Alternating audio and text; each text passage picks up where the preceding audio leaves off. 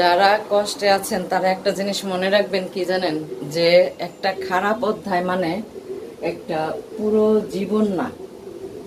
ঠিক আছে, আজ আপনার চোখে পানি আছে, কিন্তু আল্লাহ চাইলে এই চোখের পানিটা আনন্দে ভরে উঠতে পারে, তাই না? প্রভেরা আল্লাহ চাইলে ভালো জিনিস আসতে কতদিন সময় লাগে, কতক্ষণ লাগে।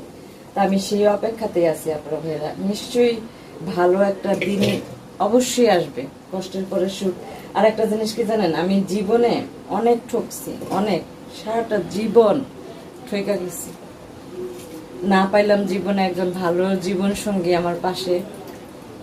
তারপরে হচ্ছে সব দিক দিয়ে আমি ঠকছি, সব দিক দিয়ে। এই যে এখন বাবার বাড়িতে আছি, বাবার বাড়ির জীবন কি আপনারা সবাই তো দেখেন। যারা আমার মতো এই পথে আছেন তারা বুঝতে পারবেন আপনারা মেয়েরা, বাবার বাড়ির জীবনটা আসলে সম্মানের না, বাবার বাড়ির ভাতটা সম্মানের না। কখন